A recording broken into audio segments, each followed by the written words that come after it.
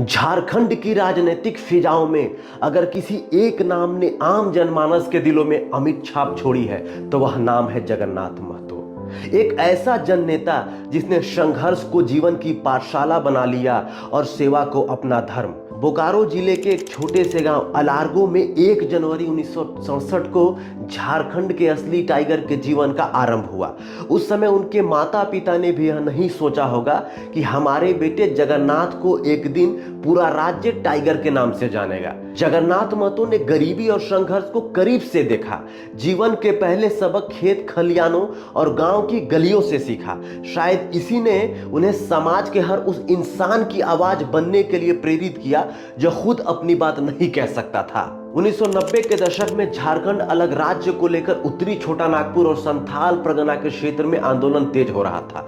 विशेष रूप से रांची, सिंहभूम, पलामू, गुमला, बोकारो और धनबाद जैसे क्षेत्रों में। अब आपके मन में यह ख्याल आ रहा होगा कि आंदोलन से जगन्नाथ महतो का क्या लेना देना, लेकिन यहीं से झारखंड के असली टाइगर की कहानी शुरू होती है। जगन्नाथ महतो इस आंदोलन में एक सक्रिय कार्यकर्ता के रूप में जुड़े। उन्होंने स्थानीय स्तर पर लोगों को संगठित किया और रैलियों में भाग लिया और जन जागरूकता भी फैलाई। उन्होंने डुमरी में कई रैलियां, नुक्कड़ सभाओं और विरोध प्रदर्शन का नेतृत्व भी किया। यही सक्रियता उन्हें जेएमएम नेतृत्व के करीब लाई और वे पार्टी के एक समर्पित कार्यकर्ता बन गए और यहीं से उनके राजनीतिक जीवन की शुरुआत हो जाती है। जगन्नाथ महतो अपने आंदोलनकारी स्वभाव और जनहित के मुद्दों पर सरकार के खिलाफ मुखर रुख के लिए भी जाने जाते थे। वे कई बार जेल भी गए। 1 दर्जन से अधिक मुकदमे उन पर दर्ज हुए, लेकिन कभी डरे नहीं। यही है जो उनके संघर्षशील और निडरता व्यक्तित्व का प्रतीक है। वर्ष लगभग 2004-05 के दौरान जगन्नाथ महतो ने जनता से जुड़े मुद्दे जैसे बिजली पानी की समस्या, सड़क निर्माण में भ्रष्टाचार, गरीबों को मुआवजा दिलवाने का काम, विस्थापन के खिलाफ लड़ाई लड़ने को लेकर प्रशासन के खिलाफ कई बार धरना प्रदर्शन और घेराव किया, जिसके बाद उन्हें जेल भी जाना पड़ा। उन्हें कुछ समय बाद जमानत पर रिहा कर दिया गया, लेकिन इस घटना ने उनकी राजनीतिक पहचान को और मजबूत कर दिया। लोग उन्हें मसीहा के रूप में देखने लगे। इसी के बाद उन्होंने 2005 में डुमरी से जेएमएम के टिकट पर चुनाव लड़े और विधायक बने। जगन्नाथ महतो झारखंड की राजनीति के एक मजबूत और जमीनी नेता के रूप में स्थापित हो गए।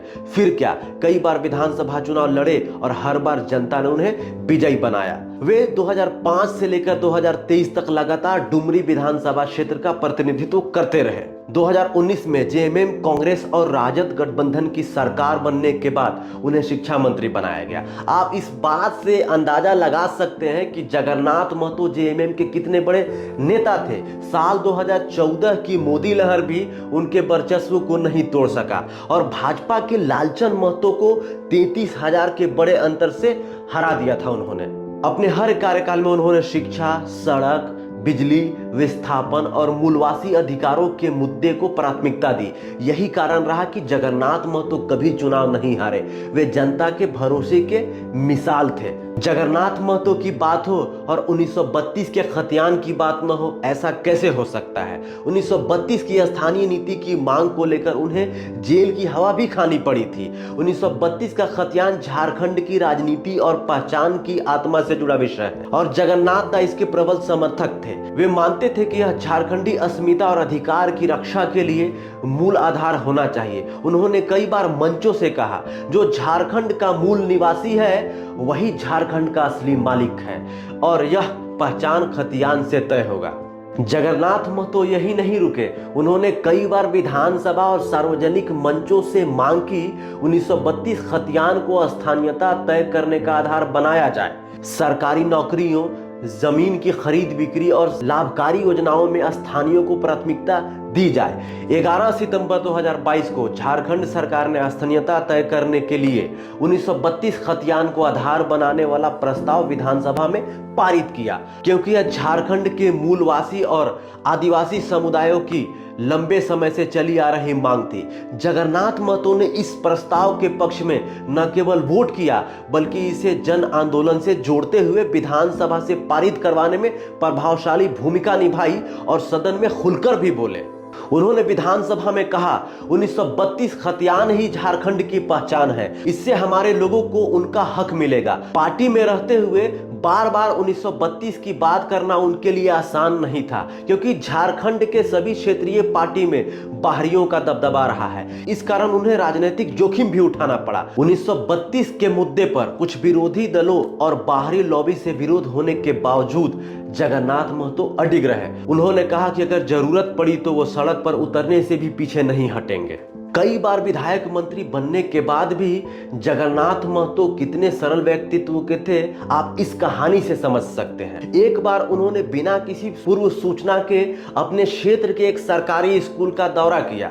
जब देखा कि शिक्षक गैर हाजिर हैं और बच्चे बिना पढ़ाई के बैठे हैं, तो उन्होंने वहीं बैठकर बच्चों को पढ़ाना शुरू कर दिया। यह घटना सोशल मीडिया पर वायरल हुई और उन्हें एक जननेता और शिक्षा प्रेमी के रूप में और लोकप्रिय बना दिया। घटना 2004 की है, जब वे चुनाव हार गए थे। उन्होंने अपने क्षेत्र के विकास की कसम खाते हुए कहा था, जब तक मेरे गांव की सड़क नहीं बनती मैं जूते नहीं पहनूंगा। उन्होंने कई महीनों तक नंगे पांव रहकर इस वादे को निभाया। जब सड़क बनी तब जाकर उन्होंने फिर से चप्पल पहने। यही उनकी जनता के प्रति प्रतिबद्धता का प्रतीक था। एक पुराने आंदोलन से जुड़े मामले में जब उन्हें गिरफ्तार किया गया था, तब हजारों लोग गिरिडीह से लेकर रांची तक सड़कों पर उतर आए।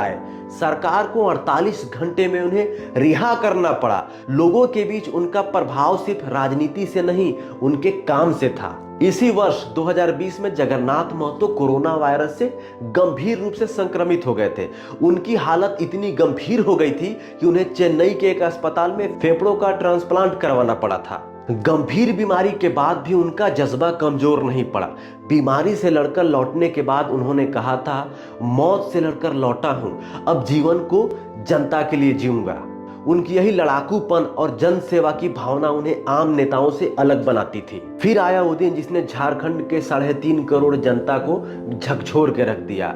किसी ने भी ये नहीं सोचा था कि हमारे टाइगर, हमारे जगन्नाथ दा अब हमारे बीच नहीं रहे। 6 अप्रैल 2023 दिन गुरुवार सुबह के करीब 8 से 9 बजे के बीच जगन्नाथ महतो के ऑफिशियल ट्विटर हैंडल से एक पोस्ट आता है।